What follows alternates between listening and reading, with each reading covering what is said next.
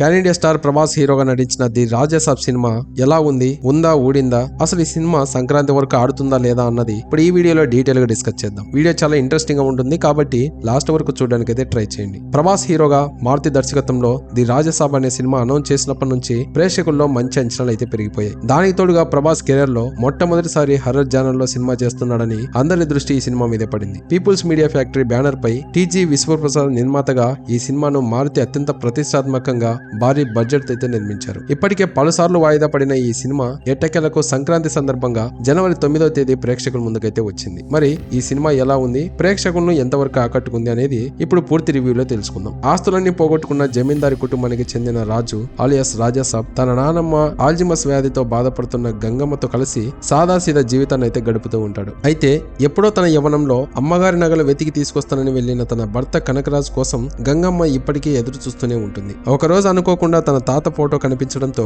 రాజాసాబ్ హైదరాబాద్ వచ్చి తాతను వెతికే పనిలో అయితే పడతాడు. అలా తాతను వెతికే పనిలో ఉండగానే బ్లెస్సీని చూసి మొదటి చూపులోనే ప్రేమలో పడతాడు. అయితే ఆమెకు ప్రేమను ప్రపోజ్ చేసే లోపలనే భైరవికి దగ్గరవుతాడు. మరి తన తాతను వెతకడం కోసం హైదరాబాద్ వచ్చిన రాజాసాబ్ తన తాతను వెతికి పెట్టాడా? అసలు కనకరాజు గంగరాజు మధ్య జరిగిన గొడవేంటి? రాజాసాబ్ తన తాతను వెతికి తన నానమ్మ దగ్గరికి తీసుకెళ్తాడా లేదా అన్నది తెలియాలంటే ఈ సినిమాను బిగ్ స్క్రీన్ మీద చూడాల్సింది. గతంలో ఒక హారర్ కామెడీ సినిమా చేసి బ్లాక్ బస్టర్ అందుకున్న మారుతి మరోసారి అదే జానర్ లో సినిమా చేస్తున్నాడు. అది కూడా Indian biggest super star Prabhas తో అని అనౌన్స్ వచ్చినప్పటి నుంచి ఈ సినిమా మీద భారీ అంచనాలు అయితే పెరిగిపోయాయి. ఆ అంచనాలకు తగ్గట్టుగానే సినిమా కోసం భారీ ఖర్చులు కూడా పెట్టారు. ఇక ఈ సినిమా కథలోకి వెళ్తే ఈ సినిమా మొదలైన తర్వాత సినిమా చూస్తున్నట్టు కాకుండా వేరే లోకానికి తీసుకెళ్లడానికి మారుతి చాలా ప్రయత్నించాడు. అందులో చాలా వరకు సక్సెస్ కూడా అయ్యాడని చెప్పాలి. ముందు అసలు కథలోకి వెళ్లకుండా పాత్రలు పరిచయం చేయడానికి ఎక్కువ టైం అయితే తీసుకున్నాడు. అలా ఫస్ట్ హాఫ్ అంతా సాదా సీదాగా సాగిపోతుంది. మారుతి మార్క్ కామెడీతో అక్కడక్కడ నవ్విస్తూ ఉంటాడు. ఇక ఇంటర్వెల్ ముందు వచ్చే ట్విస్ట్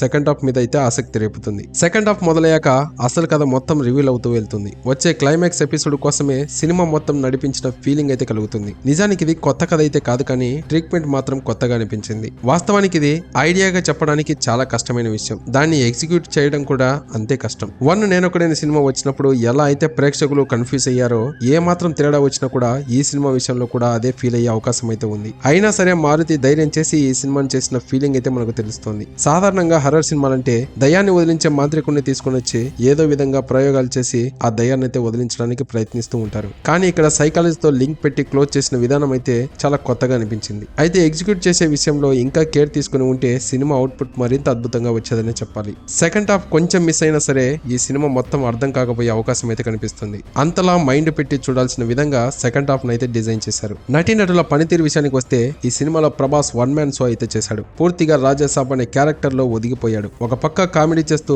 మరో పక్క రొమాన్స్ చేస్తూ, ఇంకో పక్క యాక్షన్ ఎలివేషన్స్ తో ఇరగదీశాడు. అంత్య స్థాయిలో ఎమోషన్ సీన్స్ లో కూడా పండించేశాడు. అయితే ప్రభాస్ లుక్స్ విషయంలో ఇంకొంచెం కేర్ తీసుకుని ఉంటే బాగుండేది. ఇక హీరోయిన్స్ విషయానికి వస్తే నిధి అగర్వాల్, మాలవిక మోహన్ ఇద్దరు పోటాపోటీగా నటించారు. వీరితో పాటు రితిక్ కుమార్ కూడా నటించినా కానీ ఆమె పాత్రకు ఉన్న స్కోప్ అయితే పెద్దగా లేదు. వీటీవీ గణేష్, ప్రభాస్ శ్రీను, సత్య, సప్తగిరి, జబర్దస్త్ మహేష్ వంటి వాళ్ళు కనిపించిన ప్రతిసారి నవ్వించే ప్రయత్నం అయితే చేసి చాలా వరకు సక్సెస్ కూడా అయ్యారు. సంజయ్ దత్ కనిపించిన ప్రతిసారి భయపడడంతో సక్సెస్ అయ్యాడా అంటే కొంచెం ట్రై చేశారని చెప్పాలి. సాంకేతిక విభాగం గురించి మాట్లాడుకోవాల్సి వస్తే ముందుగా మాట్లాడుకోవాల్సింది ఆర్ట్ డిపార్ట్మెంట్, అలాగే ప్రొడక్షన్ గురించి. వాళ్ళు పడ్డ కష్టం ప్రతి ఫ్రేమ్ లో కనిపిస్తుంది. అలాగే సీజీ వర్క్ కూడా చాలా పర్ఫెక్ట్ గా కుదిరింది. తమను అందించిన సాంగ్స్ అన్ని చాలా బాగానే ఉన్నాయి. బ్యాక్గ్రౌండ్ స్కోప్ కూడా సినిమాకు తగ్గట్టుగానే సెట్ అయింది. అయితే ఈ సినిమా లెంత్ విషయంలో ఇంకొంచెం కేర్ తీసుకుని ఉంటే ఇంకా బాగుండేది. సో ఇది గైస్, మరి మీలో రాజాసాబ్ సినిమా ఎంతమంది చూశారు, మీకు ఎలా అనిపించిందో తప్పకుండా కమెంట్ చేయండి. ఇలాంటి ఇంట్రెస్టింగ్ వీడియోతో ఇంకో వీడియోలో కలుద్దాం. అంతవరకు మన ఛానల్ ని సబ్స్క్రైబ్ అయితే చేసి పెట్టుకోండి. Thank you for watching.